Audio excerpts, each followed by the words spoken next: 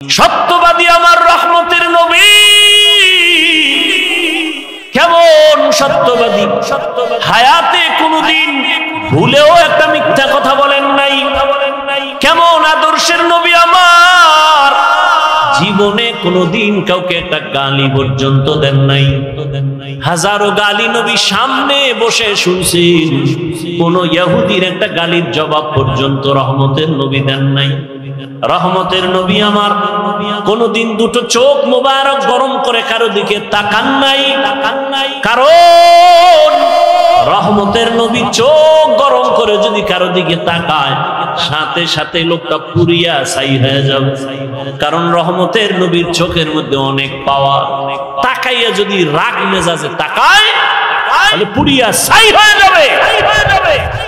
চোখের মধ্যে কি আছে? পাওয়ার আছে। قال رسول الله صلى الله عليه وآله وسلم, রহমতের নবী বলেন, ইত্তাকু ফিরাসাতাল মুমিন, মুমিনদের ফিরাসাতের পাওয়ার, কলবের পাওয়ার অনেক বড়। তোমরা এই বিষয়ে সতর্ক। ফাইন্নাহু ইয়ানজুরু বিনুরিল্লাহ, তোমরা চামড়ার চোখে যা দেখো তারা অন্যভাবে অনেক কিছু তারা দেখেন। চামড়ার আলো দিয়ে দেখে না, চোখের আলো না। আল্লাহ তাদেরকে স্পেশাল পাওয়ার দান করেন, নূরের আলো দান করেন। ওই নূরের আলো দিয়া আল্লাহর বিশেষ বিশেষ বান্দারা অনেক কিছু দেখতে পায়। 27 বছরের যুবক তরবারি নিয়ে রহমতের নবীকে জবাই করতে গিয়া কালেমাওয়ালা হয়ে গেলেন। এত পাওয়ার, ওমর যেখান দিয়ে চলে ওখানে শয়তান চলে না, ভয়। যুবক সন্তান একটা মদের বোতল নিয়ে হাঁটতেছে, ওমরের দিকে কাঁপতেছে। বোতলটা ফালাইয়াও দিতে পারে না। বোতলের ভিতরে কি? এই কথা বল না কেন? মদ। ওমরের দিকে ভয়। যুবক কলব দিয়ে মালিকের ডাক দিছে, মালিক তুমি ওমরের হাত থেকে বাঁচায় দাও, জীবনে আর কোনোদিন মদের বোতল হাতে নিব না। ওমর সামনে এসে কয়, রে যুবক হাতের বোতলটা দাও। যুবক ভয়ে বোতল দেয় না, কয় দেখি। যুবক কাঁপতেছে, কয় ভয় পাইস না। ওমর বোতলটা নিয়ে তাকায় দেখে যেই বোতলের মধ্যে মদ ছিল, নজর করে দেখে পুরা বোতলটাই সাদা দুধে ভরপুর হয়ে। শোকস করো, কে তুমি? বলে রিকশা ড্রাইভার। আমার সাথে তো বেদবি কেন? কয় 5 টাকা বেতন দে। এরকম বেয়াদব আছে না নাই?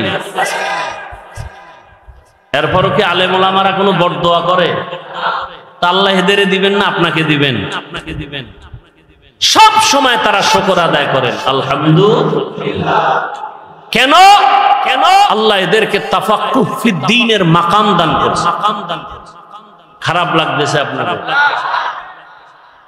আসেন সূরা আসর নিয়ে কিছু আলোচনা শুরু করি। হাদিসের উপরে কিছু কথা হলো। সূরাটার নাম সূরাতুল আসর। এটা পাওয়ারফুল একটি সূরা। যেমন দরুদ শরীফের বেলায় বলছি, ছোট সূরা কিন্তু এর পাওয়ার অনেক বেশি। কেমন পাওয়ার? 4 মাযহাবের 4 ইমামের এক ইমাম, ইমাম শাফিঈ রাহমাতুল্লাহ আলাইহি, তিনি লিখেছেন আম্মা জান আয়েশা রাদিয়াল্লাহু তাআলা আনহার প্রসিদ্ধ বর্ণনা মতে কোরআনের আয়াত সংখ্যা 6666। এর মধ্যে আল্লাহ যদি শুধু আল আসরে সূরাটাই দিতেন আর কোন আয়াত না দিতেন, আর মানুষ যদি আল আসরি সূরার উপরে জীবন কাটাইতো, বিনা হিসাবে জান্নাত পেয়ে যেত। তাহলে বুঝেন আল আসরি সূরাটার পাওয়ার। এবার আসেন কি পাওয়ার আমরা বুঝার চেষ্টা করি। আল্লাহ বলেন ওয়াল আসর, একটা দামি সম্পদ শপথ করেছেন, কসম করেছেন, আসরের শপথ। ইন্নাল ইনসানা লাফি খুসর, নিশ্চিত পৃথিবীর সব মানুষগুলো জাহান্নামে যাবে। কে বলতেছেন? শপথ করে বললেন। আল্লাহ তাআলা বারবার আরো কত জায়গায় শপথ করেছেন। আমরাও মাঝে মাঝে শপথ করি না? কেন ভাই? কথাটা এমন, বলে বিশ্বাস করি না, বলে কসম। হ্যাঁ, এখন বিশ্বাস করি। তাহলে আমাদের কসমের মূল টার্গেট সন্দেহ দূর করা। আল্লাহ কসম করেছেন কোরআনের মধ্যে সন্দেহ আছে তা দূর করার জন্য। হ্যাঁ, সন্দেহ আছে কোরআনে। যালিকাল কিতাবু লা রাইবা ফীহ, কোরআন এমন একটা কিতাব যার মধ্যে কোনো ভুল আছে, কোনো ভুল।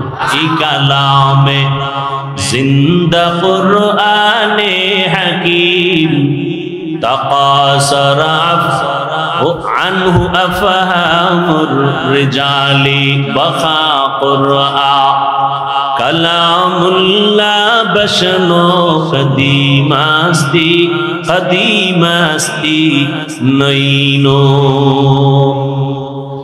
আল্লাহর কোরআন এমন এক কিতাব যার মধ্যে কোনো ভুল নাই, কোনো মিথ্যা, কোনো সন্দেহ নাই। কেন? যিনি কোরআন অবতীর্ণ করেছেন তিনি আমার আল্লাহ। কেমন আমার আল্লাহ? যে আল্লাহর মধ্যে কোনো মিথ্যা নাই। আল্লাহ মিথ্যা কথা বলেন? যার কাছে অবতীর্ণ করেছেন তিনি কে? রাহমাতুল লিল আলামিন। কেমন তিনি? জীবনে কোনোদিন ভুলে একটা মিথ্যা কথা বলেন নাই। নবী মিথ্যা বলছেন, যে কারণে রসুলের দুশ্মনরা পর্যন্ত তাকে উপাধি দিছিলেন কি? আল আমিন। কি আল আমিন না, আল আমিন। আল আল আমিন।